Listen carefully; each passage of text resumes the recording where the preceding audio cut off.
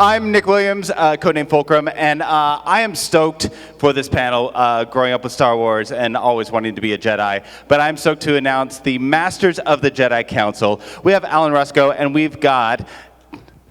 Doom. Thank you very much. Tux Akindoyeni.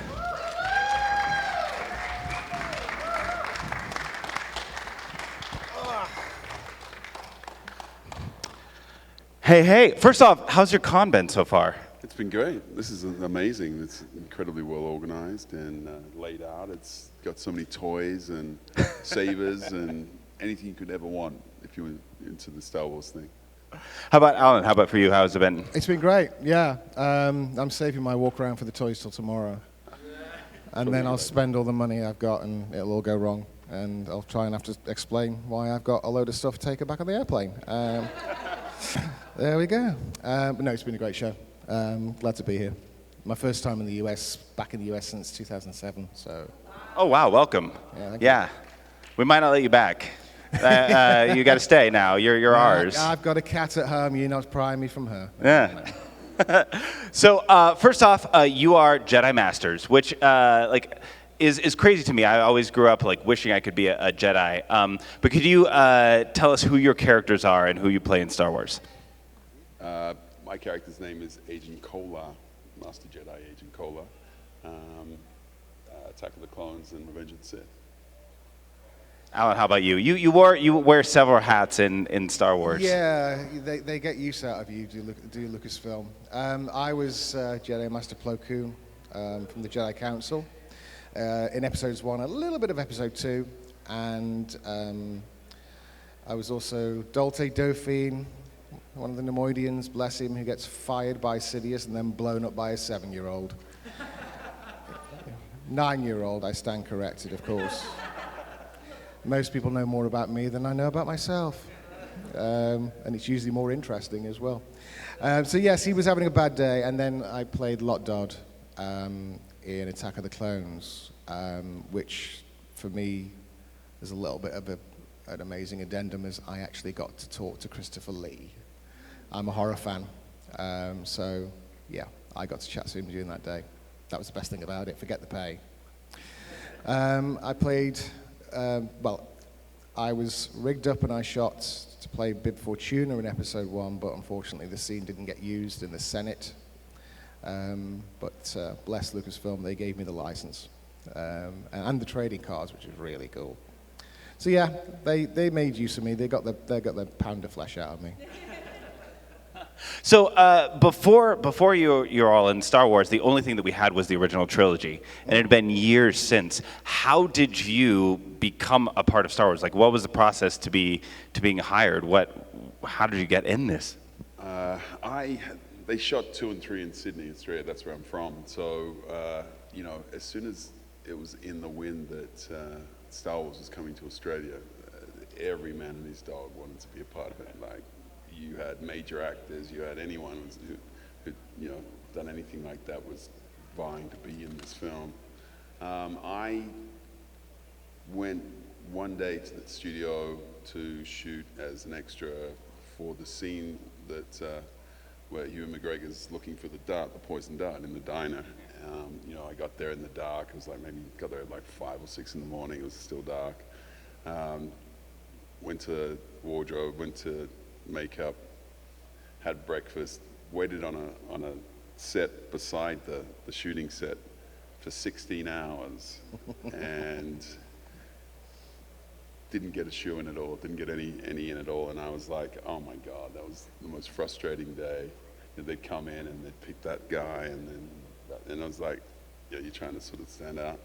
And then 2 weeks I left.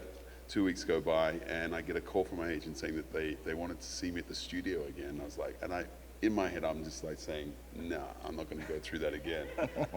But, glutton for punishment, I went again. They said to report to creatures. They tried a prosthetic on my head. They said, the guy got on the phone and said, oh, it fits him.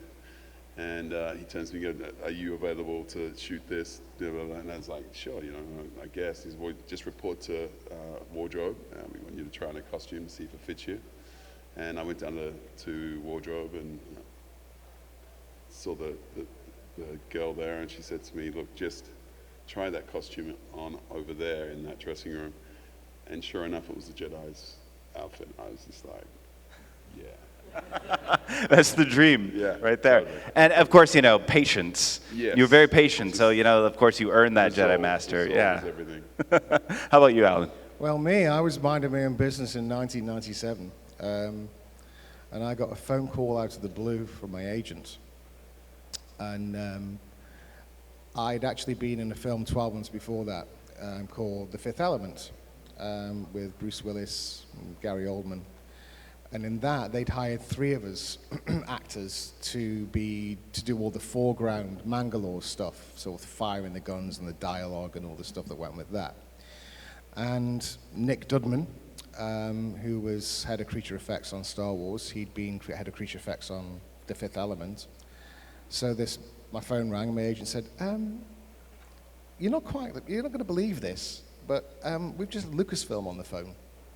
And I went, right. And she said, well, do you know somebody called Nick Dudman? And I went, yeah, Nick. I worked with Nick on Fifth Element. She went, they said you want a part in the next Star Wars film. And I dropped the phone. I literally dropped the phone. And I picked it up. I was like, what? She went, it's not a wind-up. It's real. This is true. You've been recommended to George Lucas. You've got to go along for a meeting. Still want to look at you, but... are you up for it? It's like, of course I'm up for it. It's a job, innit? So I went to this townhouse in northwest London to meet Robin Gurland, the casting director. I walked in. She's like, "Hi, Alan. Thank you for agreeing to see me." It's like, actually, I'd have probably come if you'd shouted at me to come and see you, but okay. And she said, "Yeah, we've got somebody else here with us today." She said with a chuckle. She went, "This is George." That's what I said. And I just went, "Oh, hi, hello." And he went, "Hey, Alan, how you doing? Nice to meet you." And we shook hands, and he was there with his check shirt on, his tight jeans and his boots. And we had a chat, and they put me on camera just to make sure that, I didn't do anything strange when I was on camera, which some would say I do. And then that was it. It was like, great, see you in a few weeks. And it started. I started off as Plo Koon, and I did a little bit of Dauphine. My first scene actually is Dauphine when I get fired by Sidious for being rubbish. That we shot that, and you'll see in the actual cut, the edit of the film, you'll see me turn and duck slightly and then move off. And the reason why is because on the first take, I didn't duck. I just turned around and walked straight into a light, which then went clang and made noise everywhere, and they went, "Okay, cut, do that again." So that's how it started for me. That was my Star Wars journey, basically getting something wrong. Thankfully, you're not the meme. It's Anthony Daniels falling off the side when filming the prequels. Well, if he'd been around, he probably would have been pushed off the side, but that's for different reasons. So both of you have extensive makeup and prosthetics. What was the process, especially back then, to get you all ready for everything that you're doing? Go ahead. Oh, okay, I'm doing it. Keep it in order. Well, for mine, the first time that I sat in the chair, it literally took 6 hours. They were experimenting with how they were going to put it on and how they were going to blend it and how they're going to make it look as natural as they could. And then there's a lot of spraying, like just an air gun that they just kept on coating your face with this kind of base that they had, and then they did the details and they worked on the horns to make them look natural, and it was a long process. So yeah, it was long. They got it done. How long were you in the chair during that time? 6 hours. 6 hours for that? First time up, and then Jeez. They eventually got it down to 3. I feel like the more they see your face, the longer you are in the chair with that. They just had that process. Yeah. And then bang, they got rid of me. And if you could picture it, it's in Agent Kolar is like an Iridonian Zabrak. Of course, you got the little horns and everything in that whole getup, and it looks amazing. It's a good makeup, yeah. Well, with Plo Koon, it was a bit easier because it was this strange hybrid between prosthetics and mask. So it had all the bad points of one and all the bad points of the other. It was great.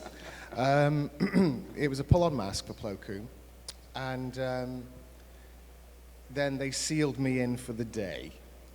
And then they just obviously touched it up, and then when we actually shot, they put the breath mask and the eyes on for the actual shooting. And then they would remove them in between takes. But unfortunately, the rubber stroke silicone mask had started to degrade a little bit with my sweat and just using it because it was quite a thin connection. So they ended up having to leave the eyepieces on. So I saw the entire day through a grid. But I did get my breath mask off in between takes, which was nice. But it goes with the job. Bib Fortuna was actually the longest one. That was 3 hours in the chair, and then an hour and a half to get it off again. I mean, I've since wore much worse prosthetics, much more painful and tricky than I actually wore on Star Wars. With the Nemoidians, they were animatronic heads, so they kind of went on like a crash helmet. And then kind of, they had this Velcro fastening underneath. And usually if there was enough time in between takes, they would give me liberty and take me out again. And I'd get a bit of air and, allow my face to dry down a little bit and have a bit of a break from the pressure. Because the Nemoidian masks were very heavy because they've got all the cables and the wires and the servos. And then I was wearing the battery pack on my back that operated it.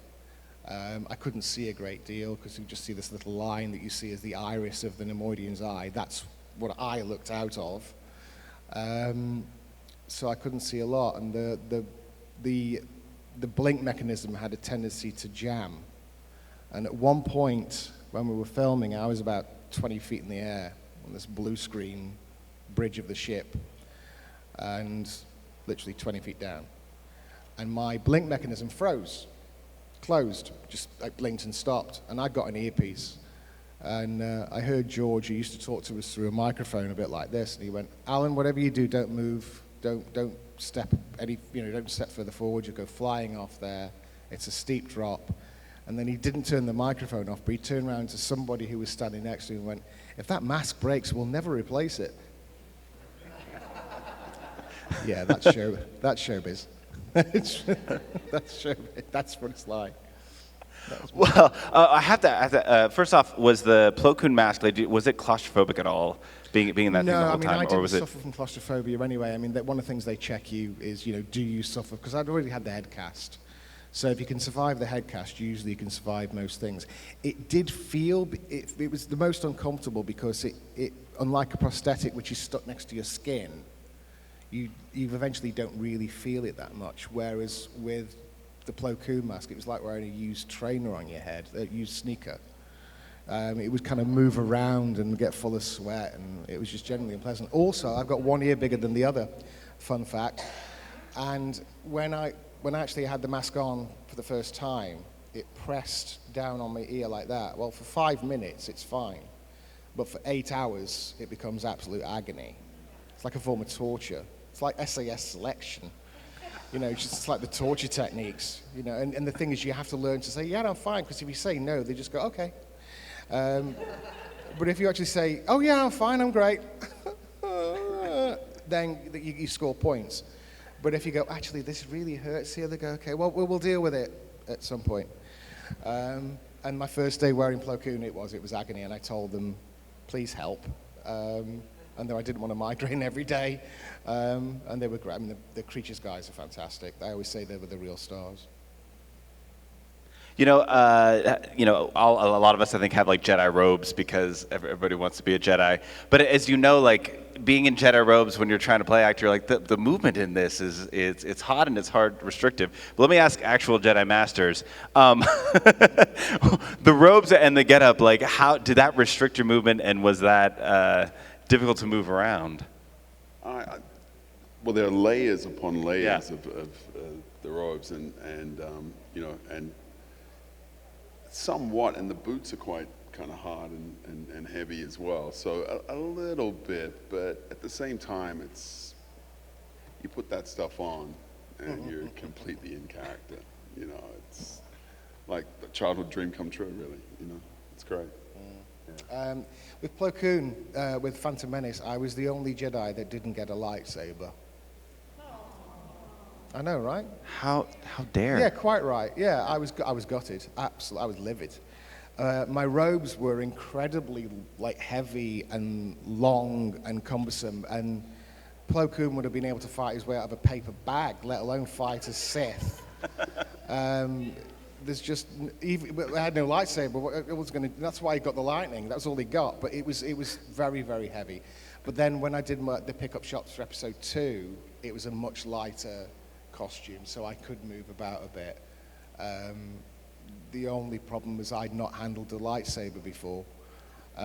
Silas and Samuel L. Jackson have both done some lightsaber training in Australia. I was doing the pickups in the UK, so I hadn't gone to Australia. So when I went in to do the pickups at Plo Koon in my nice, light, kind of live Jedi costume, I hadn't got a clue what I was going to do with it. They just handed it to me. There, this is what you're going to be doing. Off the jump ship, slash, bomb, done. And I went, I don't know how to use this. And I can't remember, it was one of the runners, or it was the second assistant, and he just kind of went very pale. And then went, okay, I'll be back. And he went away. And then I think it was, I think it was Chris Newman who came up to me. He went, do you not know what you're doing with a lightsaber? And I went, no. I said, I didn't get trained. He went, okay, okay. And he went away. And then George came over. Just like they were going up the scale. And he went, hey, Alan, do you not know what you're doing with a lightsaber? I went, no. And he went, did you not come to Australia? I went, no, you didn't take me. I had to. I mean, it is what it is. Why would they fly me halfway around the world for a part that it's not speaking? There's no way. But I said, it didn't take me. And he went, okay, we'll deal with it. And then Nick Gillard came up to me and he said, right, okay, have you seen the Jedi Power Battles game? He said, yeah. He said, have you ever played it? And I looked at him and lied. I went, no. I don't know what you mean my character's in a PS1 game and I haven't played. Of course I haven't. Why would I do that? Why would I not do that? So he went, we'll do a move from that. So it's that dream that you have that you're going to school in just your underwear, only it's coming true. And I could see around the crew, it going round the crew, that they all started to realize that this guy didn't know what he was doing. And they were all kind of chuckling, oh, this is great, this is going to make a right fool of himself, this is going to be amazing. And then Samuel L. Jackson, bless him, came up to me and he said, I'll edit it, I'll give you the clean version. He went, are you the guy that doesn't know what he's doing? And I went, yeah. He went, man, I've got to see this. And he placed himself near to the camera and sat down with a big smile on his face. And they put the head on me, and my heart's just going. And all I remember, and this is genuine, all I remember to this day, is they said action, and then I remember cut. And in that 10 seconds, 20 seconds, I have no idea what I did. But at the end of it, they said cut, and Samuel Jackson actually stood up and just went, yeah! And I actually got applause from the crowd, from the crew. To this day, I don't know what I did. I'm pretty sure you connected with the Force. Yeah, you just used the Force, and it just, yeah. Yeah, something like that. I was forcing something that day.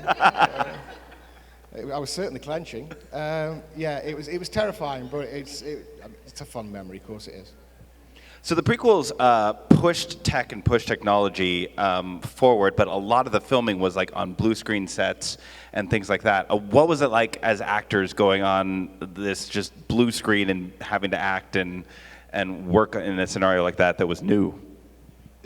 It's interesting because it's left to your imagination as to what's going on around you, and Attack of the Clones was interesting in the arena, trying to fight imaginary droids that are coming at you, even though they did have models of the droids that may or may not have been coming at you, and you just did it. You just moved and did things and just trusted in the fact that there'd be something else going on that you didn't know about. And then fascinating to see the films and to know what the set looked like and then to see what it looks like on film is just incredible. Did you actually get instruction on what they wanted you to do?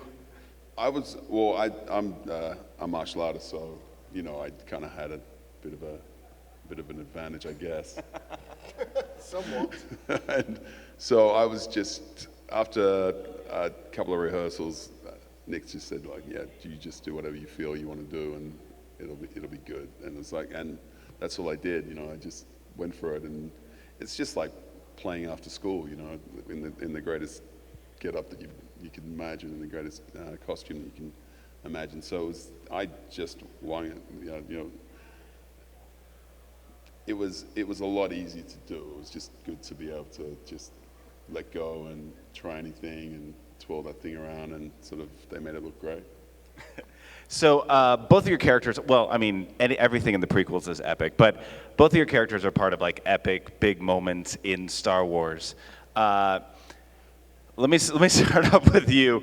The Senate scene, going in with Mace, going up against Palpatine. First off, did they tell you much of what was going to be happening before that scene? Oh, look, we obviously rehearsed that a bit. That was on a real set, so it's a beautiful set. It's Art Deco. It's kind of really believable and easy to get into. And then, rehearse it. You see what's going to happen. But it was kind of that one death scene I did in 3 different countries. I did that in Australia, I did it in England, and then I did it in America just to get that scene. I don't know whether, I don't know whether I was not doing it right, but at the same time, it was just continually, it was always in the pickup shot. The last one, admittedly, I think the main idea was to get us to come to Skywalker Ranch and to Lucasfilm and to meet everybody and to get the tour and to see everything, get kind of brought into the Lucasfilm family. And then the shooting part was just an excuse to put us in there. And so we shot that one morning at ILM, which is incredible to walk around as well, with the Millennium Falcon, like in a room over there, and just everything. It was incredible. Do you know which country of the shot that they used for the actual final? Do you know? I'm not sure. I'm not sure. It could have been anywhere. Could have been the very first one they did. It was yeah. Do you wish that they had actually given you a little bit more before you died? A lot of people ask me that question. I understood what that was meant to symbolize. The story. The Emperor had become this, Dark Lord, and it was so powerful and all that kind of thing. So I knew that I really didn't stand a chance. But Nick did sort of argue at one point, or put up the idea that this guy's meant to know what he's doing. He's done this and done that. He should have some sort of defense. He shouldn't be going so quickly. But then they said, no, it's got to be like this because it just gives the Emperor more power, or to seem like he has more power. I mean, you got that like tornado of a Sith like coming right at you. Absolutely. That was a stunt guy and cable work, and they rehearsed that a few times. And then the very first take they went for the stunt guy, he blew up. His knee, he landed on the stairs. It was quite a difficult landing, and his knee just went straight out right in front of me, and he just went down in agony. And they sort of, first aid came on, medics, and they stretchered him off. There was another stunt guy warming up just over here. And he just came in, they rigged him up, they rehearsed it. Always two there are. And they went for it. And they we went through it a couple of times, and they got it. It was just like, this is like gladiator sports sort of stuff, this guy, it was just, the show must go on. And they were both really great, sort of, acrobats. But that was kind of an intense experience. The dark side is bad for your health. Just remember that. That's it. So, Alan, Plo Koon has become such a legend in Star Wars. It's like certain people's favorite characters, like Dave Filoni and such like that. And there's been so much expanded lore on Plo Koon. Have you kept up with much of that? No, I mean, I kind of catch up on it on shows and stuff like that. I mean, obviously, I can't missed the fact that the Clone Wars happened, and you know that was his big kind of moment where the character flew. And I mean, I've seen a reaction to Plo Koon from the fans kind of from the start, but to see it grow and grow, it's just a wonderful thing. And you know, I was just the kind of the rubbish organic thing that sat in it, you know, at the beginning, and then it became something else. And I owe a lot to Plo. I actually think of him as kind of separate to me, even though I kind of played him. He's got this life all of his own, and I owe him a lot.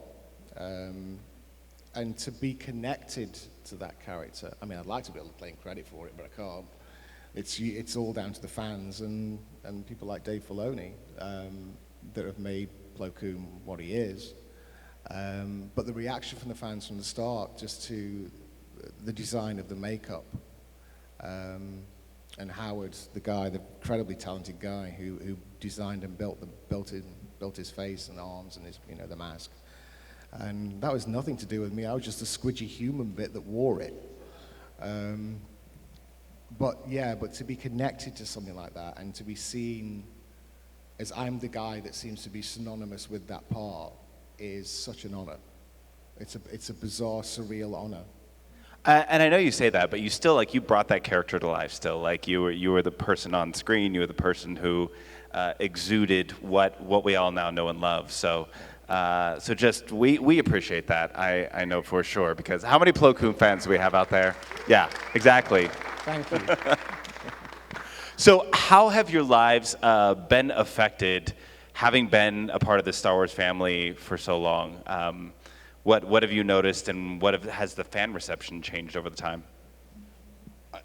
Look, I wouldn't be in Texas right now if it wasn't for this film, you know, that kind of thing. That's the interesting part that really affects you, and you meet so many people who are genuinely, they really like you for some reason, and that's really humbling, and you know, you find that comes with a little responsibility of, you know, showing up and listening and getting, you know, meeting somebody and listening to what they have to say. And so many people have stories about the film and how, you know, they changed their lives or how it supported them in a difficult time. And you find that's really kind of, you know, important and just incredible. You know, it is that, you know, so many sort of different places. I've only just started doing cons. I sort of started last year, and I've done a few now, but not so many. But everyone is kind of incredible, and you know, the people that you come across, and you know, and the conversations that you have, are special. You know, you'll never forget them. Alan, how about you? Yeah, I mean, I get to travel. It's changed. I've got this corner of my life. I've got this kind of crazy, surreal corner of my life that I have, and when I meet people or I have friends and I tell them about it, occasionally I've been able to kind of bring them to a convention at some point, and I've just literally sat them behind the table with me and go, now watch. And it's this wonderful, crazy, loving kind of whirlpool of people and lives that are all connected to it.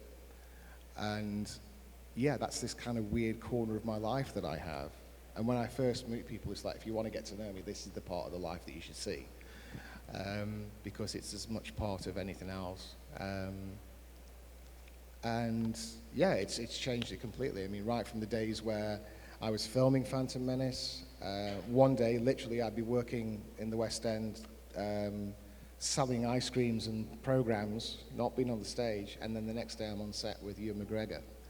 And then the next day I'm back selling ice cream, because that's an actor's life. That's what actors do.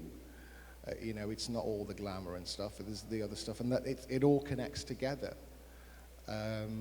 And when I tell people about cons, they're just like, "That's just amazing! You get to go to these things and see what you see, and speak to the people that you speak to, and meet the people you meet. It's just absolutely extraordinary." And you get pinch me moments, I always say. And every once in a while, when you go to cons, you just kind of go, "No, I'm here. Yeah, this is me." I mean, Star Wars is one of those fandoms where you know, there's people, especially with like the prequels, that people talk about how like Star Wars saved their lives. And there's such deep connection to that. And talking to a lot of people that have made Star Wars, there's like Lauren and there's other people here, but it's always been this like group effort. It's every single person that worked on it that made it come to life and made it possible. And I want to make sure that, are there any questions, people who have questions out here? Yes.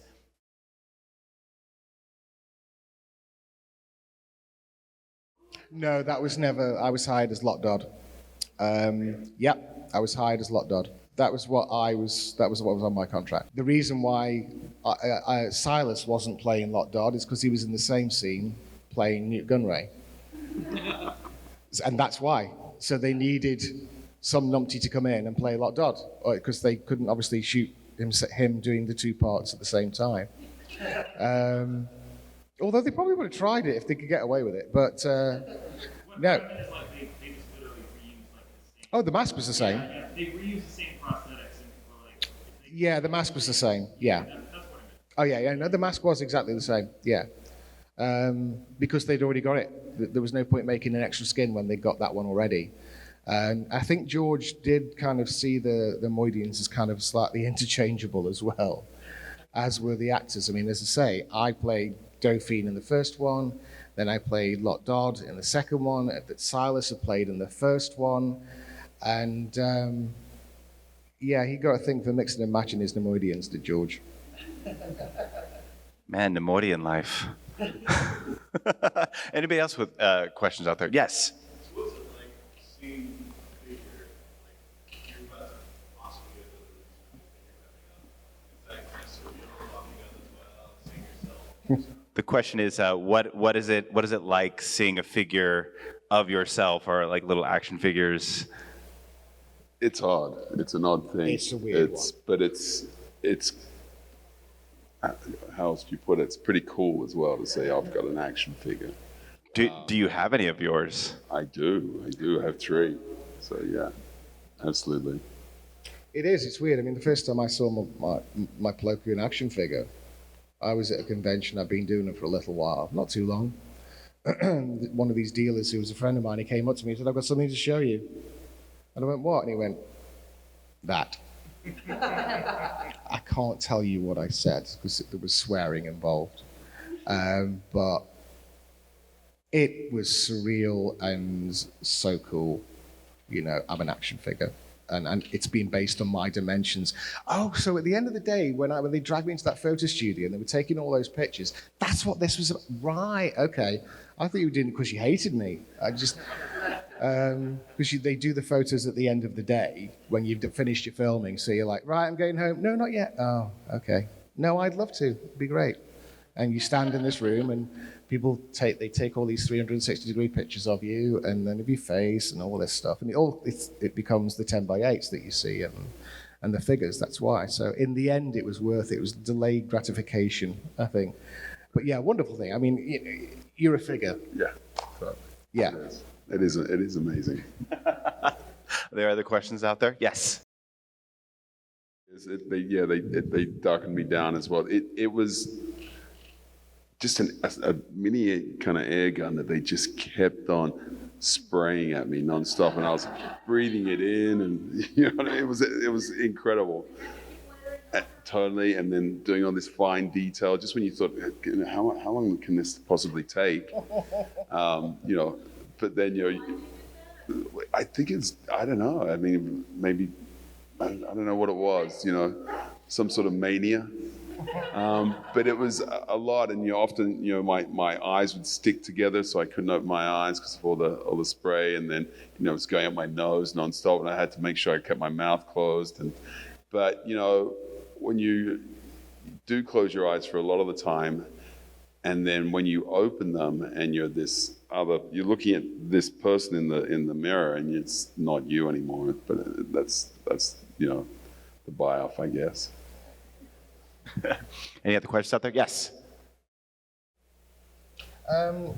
I tend not to. I mean, I don't really go on them, but to see the backstories emerge, I mean, again, certainly from Plo Koon's point of view, because the Clone Wars filled all that in and gave it a whole new life. But, I mean, I remember being in the workshop at Leavesden for a fitting, and there were just pages and pages of notes and drawings and scribbles, and some of which were George's, and they were all how each character was connected to another character that was connected to another one. They'd all got their own backstory, even the smallest of characters, how they connected to the bigger characters. So George had already done a lot of that already, even if he didn't show it.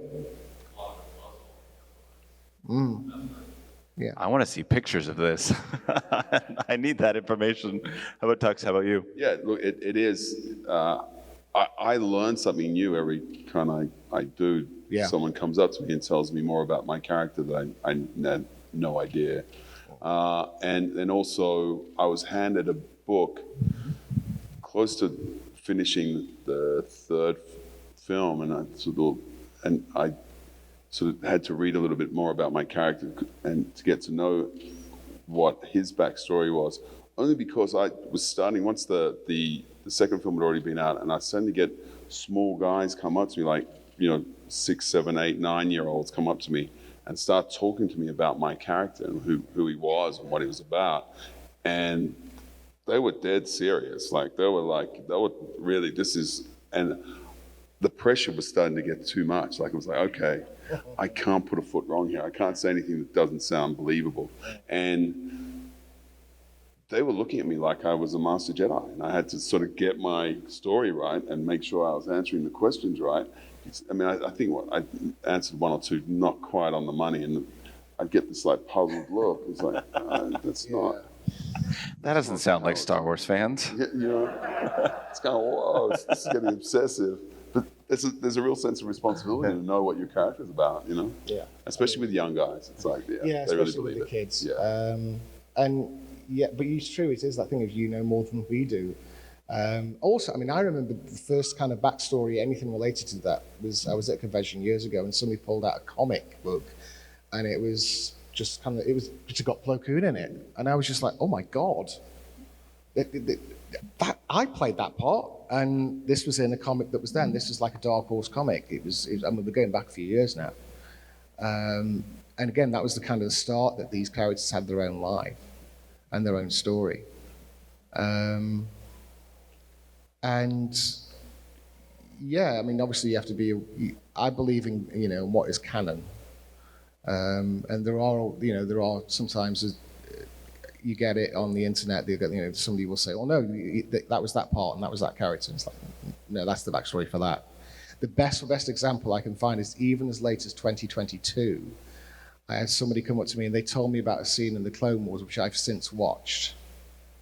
And it's Plo Koon, and forgive me if I get this slightly wrong, because obviously I've only seen the scene, but Plo Koon is with some of the clones, and they say basically, well, we're dispensable. And he says, not to me. And I just think it's one of the most beautiful quotes, and kind of manages to encapsulate the character. And I only learned that in 2022, but it's been going for years, and it just gives a whole new aspect to that life, to that character. So I know before we wrap things up, we've got something special going on. Are y'all? I'm going to hand you the microphone so you could. Thank you. All right, Tux, the 501st Legion would like to acknowledge your role in Star Wars Episode 2, Attack of the Clones, and Star Wars Episode 3, Revenge of the Sith. On behalf of the 501st Legion, Star Garrison, and North Texas Squad, we're proud to induct you as an honorary member for your contributions to the Star Wars universe. Thank you so much. That's incredible. Thank you. Thanks so much. Wow. That's brilliant. But wait, there's more. So as the regional captain for the North Texas region, Kessel-based Rebel Legion, we would like to recognize you for your work as Agent Kolar in the Star Wars universe by inducting you into the Rebel Legion as well. Goodness. Wow. Thank you so much. I had no idea. And we do have some goodies for both of you. Thank you. Appreciate it. Thanks so much. Thank you so much. You're very welcome. Excellent. Wow. There you go. See, it just keeps on happening. Stops being strange and weird and wonderful. Well, now you have extra responsibilities. A lot. Yeah. Do I have to vote or anything? Is it? You just get to fight? enjoy, Do I yeah. have to yeah. fight? Just great. I'm Yeah. good. We do have time for one more question. There was one back here. Yes.